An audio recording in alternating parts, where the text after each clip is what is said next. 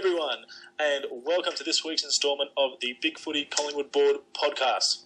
I am the Mighty T, and joining me again this week, because obviously you didn't get enough last week, 76 is back for another discussion. How are you doing tonight, 76? Yeah, doing well, Mighty T, doing mighty well. That's good. I know we've had some technical difficulties in the last couple of days, but good to see we're up and running tonight and ready to go. Fantastic. Looking forward to it. So let's get right into it. Sunday, we had a game against the Western Bulldogs. That we did, and it was. I think it was an interesting affair from where I sat. The first half, certainly the first quarter, the Dogs didn't even look like they'd come out to try and win the game. They put numbers behind the ball, and to our credit, we pressured them hard, and we played the kind of football that I think that we've been wanting to play for most of the year. Absolutely. Good to see Cloak kicking straight for a change. Oh, absolutely. He's dominated up forward, and I think we're waiting since the Richmond game where he really got hold of Rant. We've been waiting since then for him to take control of the game again. So, yeah, it was good to see him have that impact. Absolutely. What do you think of Marley Williams' game? I think Marley is developing into a fine one-on-one player. I thought his disposal also this year has been a real highlight. I've been quite impressed with him. What about yourself? Yeah, absolutely. I think he's the big-bodied, small that we've been crying out for. Certainly got a lot of strength for such a young guy. He's still, 19, 20? He's still a young lad. And got a lot of potential, a lot ahead of him, but certainly he's getting off to really good AFL careers. So hopefully he can build on it this year. And I think, as we said last week, we touched on, coming back from, he's got assault charges hanging over his head, and he's got all that from pre-season. He's worked his butt off, got himself into the side, and I wouldn't be taking him out anytime soon. So it's a real credit to him. What did you think of the second half? Because obviously a lot's been made of the fade out. Yeah, I think the lads left for the bye a bit early, a couple of hours early. Yeah, I think they might have had dreams of Queensland or wherever they're going. Yeah, look, it did seem like that. But I'll tell you what, our supporters, as a general rule, we have very high expectations, and and we're also a critical bunch. We don't like seeing our team not perform at the level we set. And look, I think that you're taking into account the 10 players under 50 games that we had. Legs are always going to tire at this point in the season.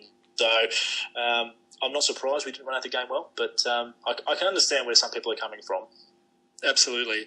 And we'll talk a bit more about that club culture later in the podcast that's coming up. Absolutely. Did you go to the VFL game? I did. I graced the board with my review. Really quickly, I'd like to thank Mitch Hahn for just completely ripping me off on the on the Collingwood website. He's quite nicely added some of his fancy statistics, but lifted my structure. No, look, I think the VFL form this season has been exceptional. Considering that last year we really were the whipping boys. We copped a lot of hidings, and I personally love going down to the VFL and watching the game. To see Dale Tapping take control of this side this year and really instilling a good game plan. It's obviously a lot to do with the recruiting too. Some solid VFL boys have come in. Matthew Boland, he stood out for me. And how good was Tim Allen? You were down there as well, weren't you, 76? I was. I had quite of a treat last weekend. Went down to the VFL and the AFL, and look, fantastic atmosphere there at Victoria Park. Good to be there again. There wasn't a very big crowd, obviously, because of the clash between the AFL game, but sat behind the goals there, and watched a bit of the game. And Tim Allen, definitely a standout there, number 57. I think he kicked a few goals. I heard you had some good company at the game as well. I did. I had excellent company. Well, look, I'll tell you what, the big contentious issue around the board, and I think you must have seen it a bit, obviously you don't get a chance to get much VFL games, but Jackson Payne is the man that's being discussed at the moment. And from where I sat, I don't think he had a particularly great game. And I can understand the reasons why he's not being selected. If it is because of defensive pressure and not offering much both ways in terms of the defensive aspect of his game, I completely understand it. He just seemed to be a bit lost, trying to do. It was almost like he was trying to do too much without doing much at all. So, really wanted to get back to the swing of things and getting his hands on the pill and kicking a few goals. Okay, so we've talked about a few of the players. Shall we move on to the coaches? What do you think about the assistant coaches? Obviously, a big topic of the week with Neil being back on the market. Yeah, I've obviously touched on Dale Tabbing, the VFL coach. He's obviously an assistant as well. He helps Bucks out, and his role has been fantastic. And I guess, if you look at the areas, if you break the areas up individually, look at the defensive coach. You look at it's Hart, who's currently controlling the back line, and that's been a bit of a problem area for us this season. We're conceding a lot more points in the last 2 years than we did under Mick Malthouse when Scott Waters was in charge. Now, whether that's that obviously doesn't come directly back to the coaches. It's also indicative of the players we have on the field. We've had some injuries, etc. But Rodney Eade is the one that I discussed a bit earlier in the week, and his role as our senior assistant. And I wonder what influence and what impact he's having at the club, if any at all. He's the mystery man, isn't he?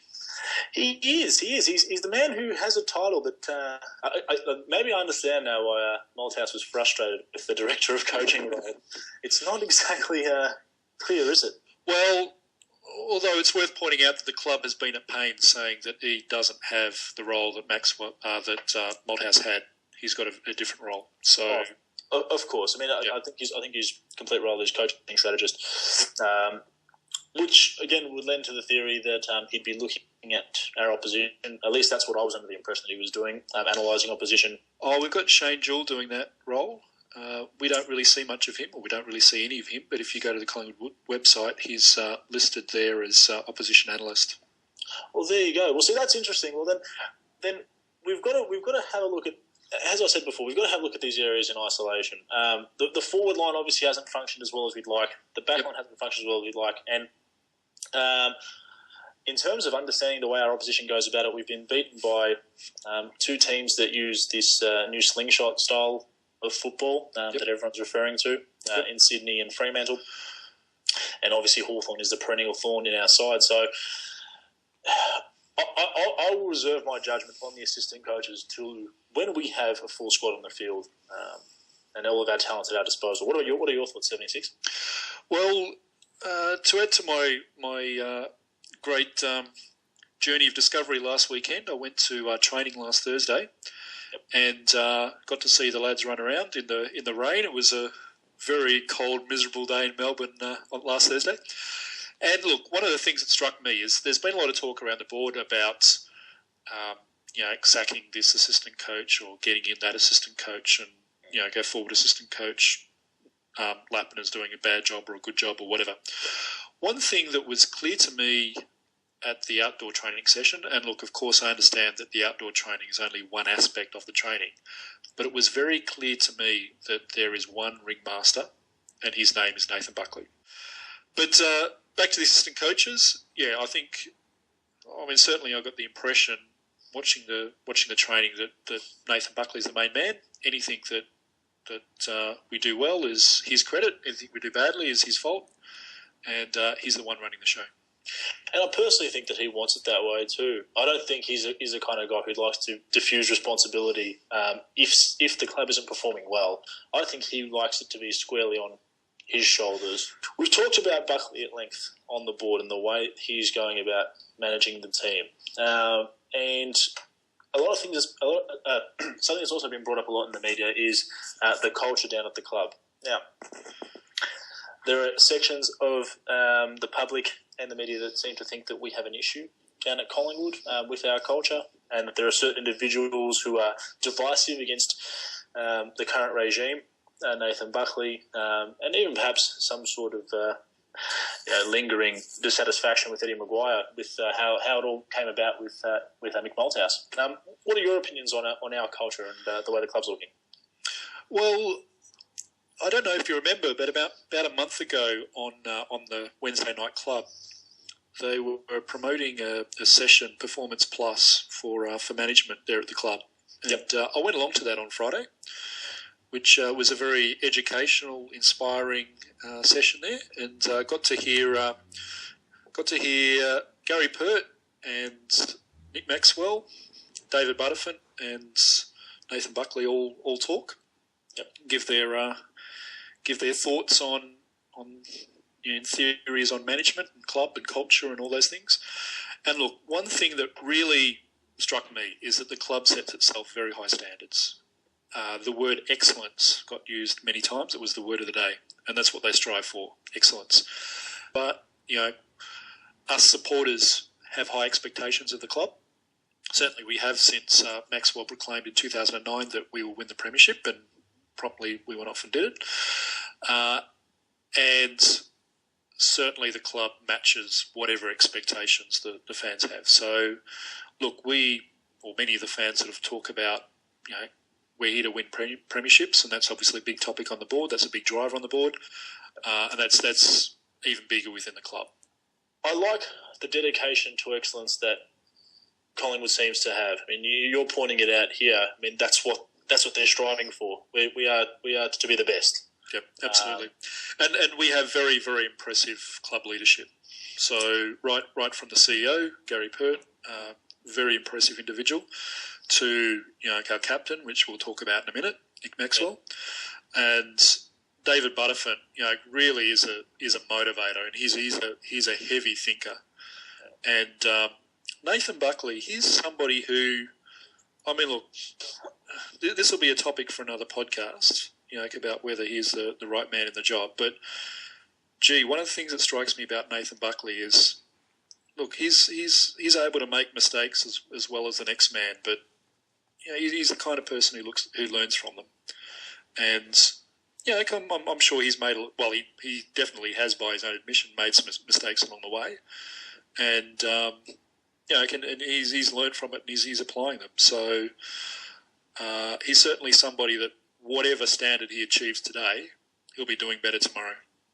I think that if these are the goals that we're setting off the field and behind closed doors, they're going to be reflected in our playing group. And I think our culture and our club is in a lot better shape than people would have us believe.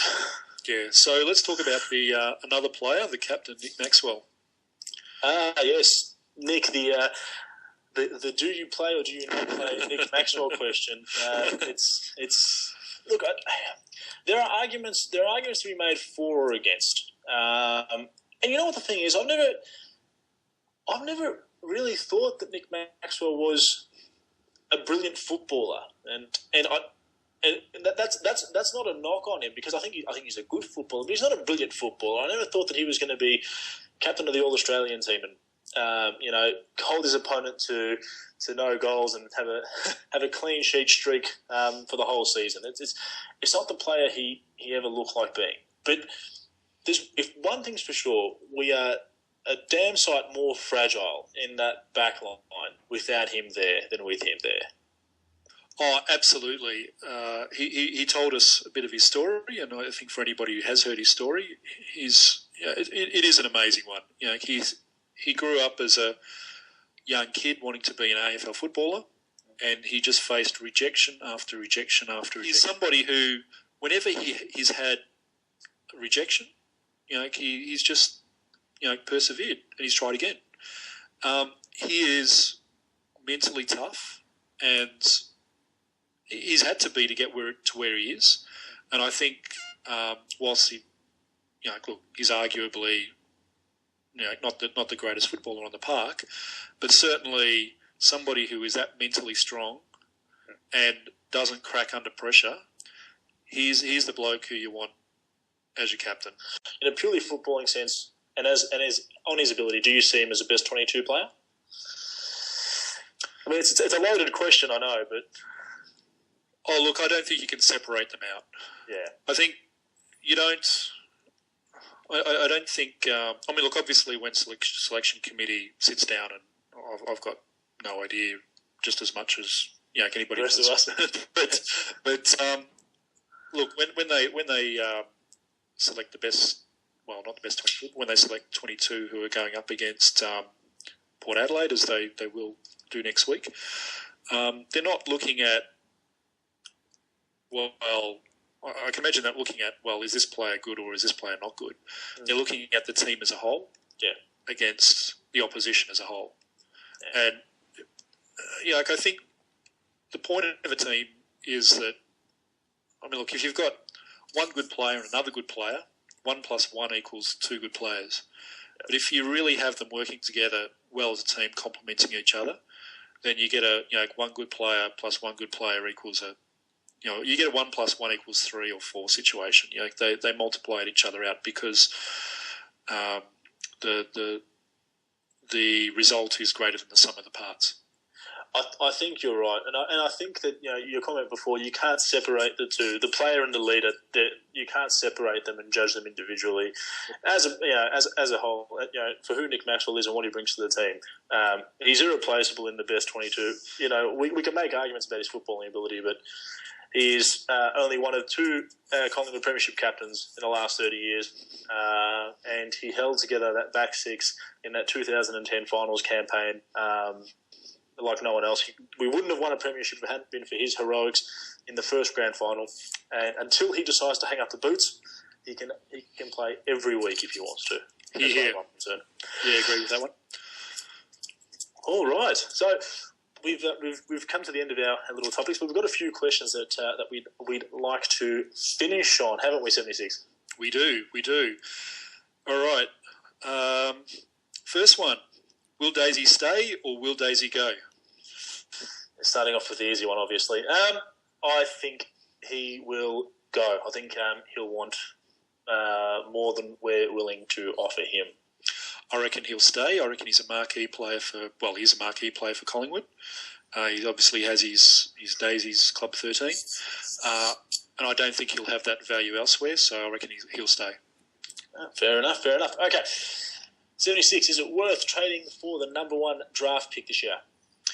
No, I don't think it is. I think, as we saw last year, we get the best value out of letting our recruiters work on the draft. So set our recruiters on the draft and let them do their work. Look, I'd say I agree with you, but I'd say yes. In so much as if it didn't cost us the earth, which it would, I'd do it. But it's not going to come cheap. Will Sinclair make it as a defender? He has all the attributes too, and I think he's more likely to make it as a defender than as a forward. So I'm going to go with yes for now.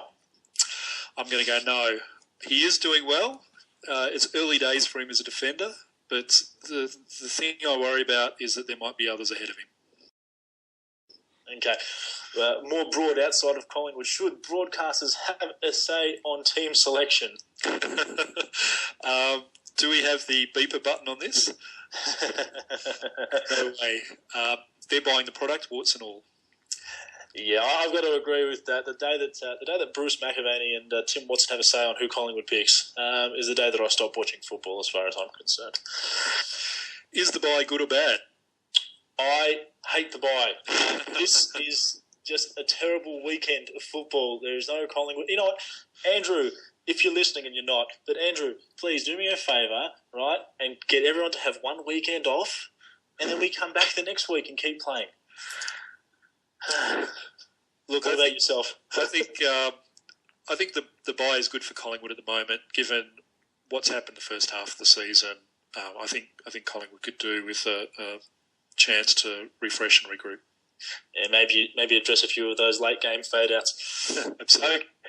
Quinton Lynch or Jared Witts against Port Adelaide? Oh, tough one. I think they both need game time. I would say Witts. I think he really needs all the game time he can get, particularly if he's going to be holding up a few responsibilities next season. Yeah, I certainly agree with that point of view. I will say this, it does depend on how Buckley sees us the rest of the year. If he genuinely thinks we can challenge for a flag, it's got to be Lynch. Otherwise, give Witts some games. All right. That brings us to the end of our show, 76. I think we've had a pretty tight show. Spicy, by the way, you've now permanently been replaced by no one. Spicy, you're welcome back anytime, mate. Yeah, look, he's just being polite. Thank you, 76, for joining me again tonight. It's been a pleasure as always. And look, I implore everyone to keep listening to the podcast, keep sharing it around, and we want to hear more and more contributors. Please stick around. Magpie Girl is coming up with an interview with a very, very special member of the Collingwood board, and TD has his weekly rant. Can't wait for that. What's he talking about this week? Do we know? I believe this week he is talking about umpiring, which it's sure to be must hear radio. Fantastic, and also mention that it looks like we're getting some interesting segments lined up in future podcasts as well. So listen out for those too. Please keep listening, guys. Keep sharing it around. This is the Mighty T. This is 76. Signing out for another week. See you later.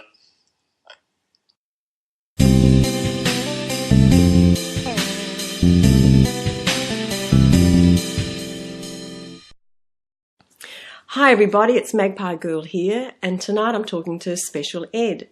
He's going to answer a few questions from members of the board. So hi Shpeshal Ed, and welcome to the Collingwood podcast. G'day, how are you? Now, you're obviously a very popular person. There's been lots of questions left for you. And apologies to anyone... Pardon? Popular anyway. Oh, yeah. So apologies to anyone who's missed out, but I've tried to choose a selection, and I have ignored the really easy questions like, does God exist, and is Bigfoot real? Thought we could just skip right over those ones. So let's begin with a question from Mighty T. His question is, what would you have done if you were in Ed's position at the end of 2011? Look, to be honest, I mean, obviously, in hindsight, everything's a lot easier, but I'd say given everything that transpired in 2011, I don't think I would have done anything too differently. I guess Mick showed his hand, he showed his attitude, or his petulant attitude, as I always call it, and I don't think Ed, I guess, made the wrong decision in what he did. I mean, had you asked the question at the end of 2010, like what should Ed have done at the end of 2010, then maybe you could say maybe give him an extra year or two. But I think by the end of 2011, it had probably become untenable by that stage anyway. So he probably did the only thing he could do given the deal that had been put in place. Do you think it was a silly idea to sack Mick? No, I think everyone knows that with me. Okay. No, not at all. All right then. Well, our next question is from Scotty B. Pendles, and he'd like to know which 3 questions you would ask Mick Malthouse and why. I don't know if I'm going to have the 3 questions that people would expect of me, I guess, but my 3 probably relate more to actual matches more than anything else. One would be, why was Chris Tarrant not moved on to Tom Hawkins in the grand final in 2011?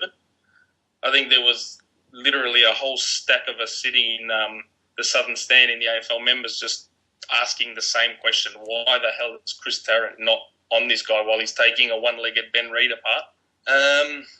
The other question probably goes back to 2003, and I'd probably ask him why he decided on Ben Kinnear. I think it was Ben Kinnear in the grand final of 2003 after Rocker was suspended.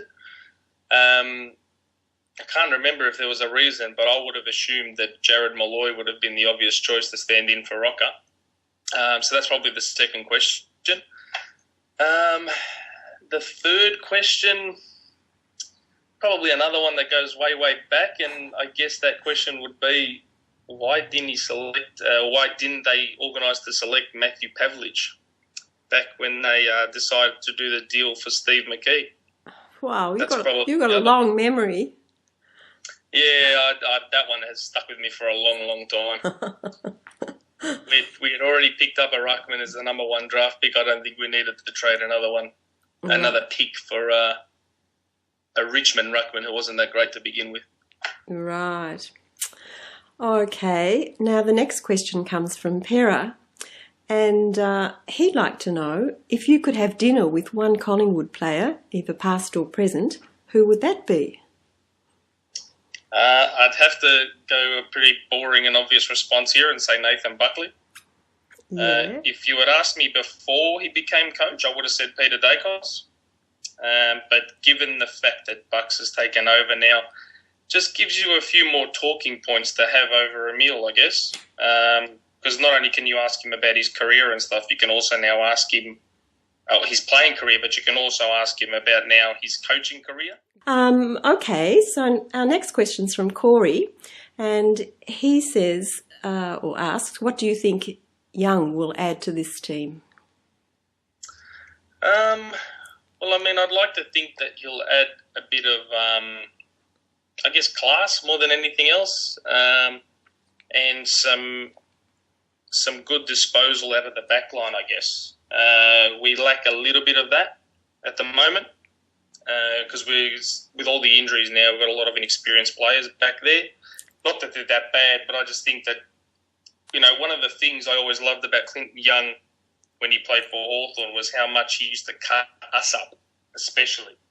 And it'd be good to see that in the black and white jumper, to be honest. Now, here's an easy question from Matty's123. He'd like to know, do you think the list has the ability or the potential to win another flag in the next 3 to 4 years?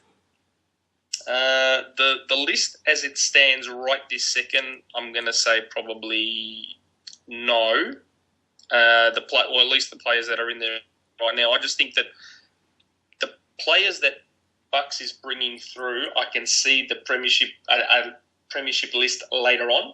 So potentially at that 3 or 4 year mark, once all those players come through and get some experience, so like Seedsman, like Elliott, Williams, all these sorts of guys, I think eventually when that entire group of kids comes through, that will be a list that will probably win a flag. I just think most of the guys that are there now, while they're good enough, I just think they've become a bit complacent and are more than happy with or more than content with one flag. Wow, we'll see, won't we? Yeah. So, yeah, basically I think the ability's there, but I'm not sure the desire is. Yeah, it's a tough one, isn't it? Now, I think you might have already addressed this one on the actual website, but Bay Pie was wondering if you were still ticked off with Travis Cloak, that he did sign with us again. Yeah, he did ask that on the website. Yeah, no, I'm not ticked off with Travis at all. I think a lot of us were a bit pissed off at the time, probably more so out of fear of him actually leaving, I'd say. Yeah. So I think in the heat of the moment, a few of us got a bit annoyed and thought, you know what, he can just bugger off if he doesn't want to be around. But it's probably how the Hawthorn supporters are feeling at the moment with Buddy Franklin. Yeah, well, I'm glad it's just not us for once. Yeah, that's right. Let it be on someone else for a while. Yeah. And the last question tonight comes from TradeDraft, and he would like to know who your favourite youngster is at the club.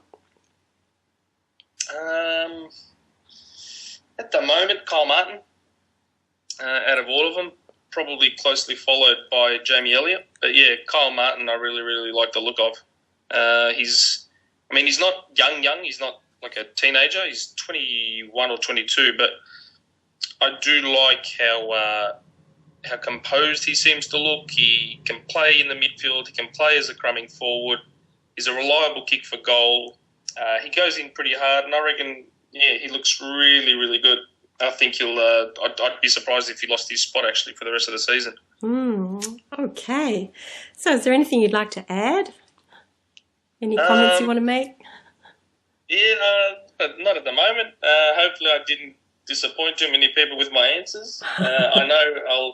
I think I mentioned before we went on that I think I'll lose a lot of my mystique once people hear my voice now, placing a voice to the avatar. But it is what it is, I guess. Oh, well, yes. Look, that's the sacrifice you have to make. Yeah, that's right, for the good of the board, I guess. Thanks, Shpeshal Ed, for coming on tonight and answering those questions. I'm sure everyone's really going to enjoy listening to you. And that's the end of this segment. You've been listening to Magpie Girl and Shpeshal Ed on the Collingwood podcast.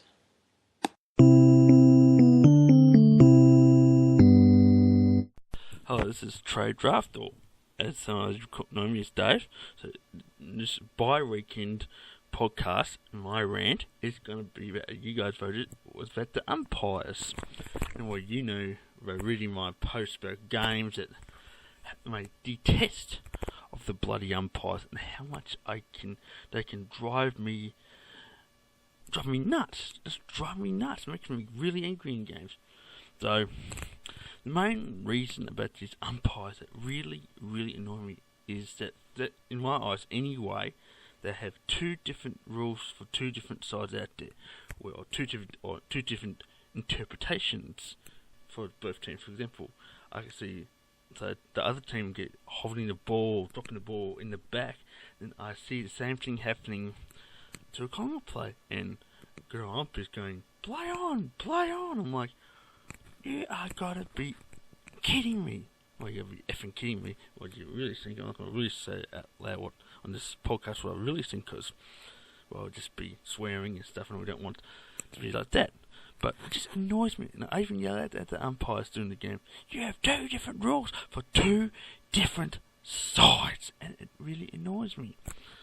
But then you see what else can happen in games. It's interpretations for all games. Interpretation can change from week.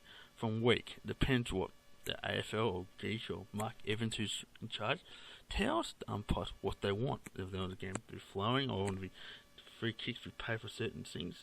And you see things that could be different from last week getting called the next week, or things that have been called last week not being called the next week, and it just frustrates everyone, just not me. It frustrates everyone that these things change, and you just can't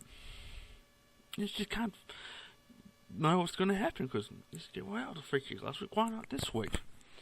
And, well, okay, let's talk about the VFL umpires. Oh, God, some of those guys can give you absolute bloody headaches.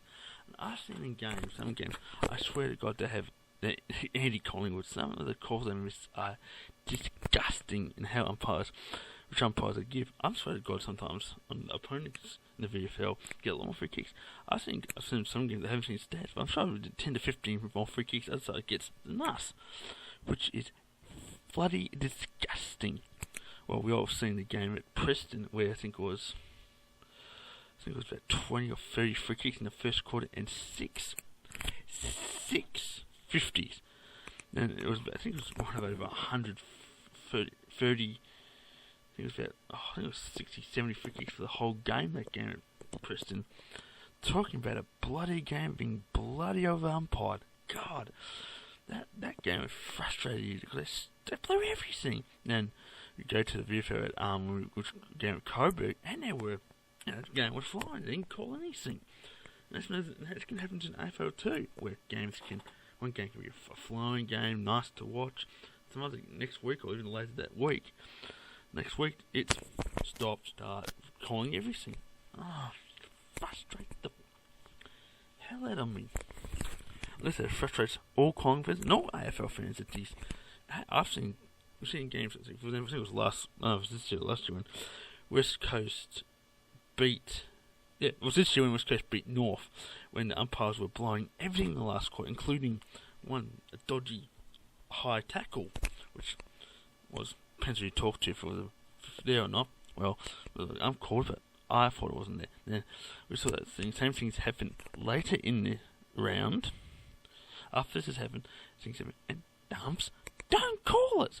It's just annoying. I mean, I listened to Forney last week, and he was talking about the umpires, and he even said it can happen from in one game we have 3 different umpires, and it's never actually have 3 different interpretations. And that makes it even more frustrating when one umpire calls it, and after the umpire doesn't call it. It's like, I think the biggest thing we want in umpiring is consistency. And I even say in the first quarter, if I see a free kick, I don't know it's there. I don't think it's there, but they call it. I'm saying, oh, I think I saw something they didn't call it. And I'm thinking, okay, if you're going to do that the whole time. To keep it consistent, then we won't be so frustrated. But I hate the umpires, and well, I guess it's feels so easy for not to blame young players, it's easy to blame the effing umpires. And really, they probably don't really decide a lot of games. They don't really decide them. But hell, it's very, very easy to blame them, and it makes you feel good to yell at the umpires and curse them. I know in some kind of games we've been screwed, but screwed with umpires in times during the year. But I think it's funny. The 2008 or 2009 final season we played here, and we won a game on a. Well, who kicked it? No, who kicked it? It was I forgot who kicked the goal. No, John Anthony kicked the goal off a free kick, which was holding. And I just found that funny how we won that game on pretty much an umpire call. How much crap we've got, but that pretty much sums it up. I mean, everyone has a force on umpires, and we're all going to hate them all the time.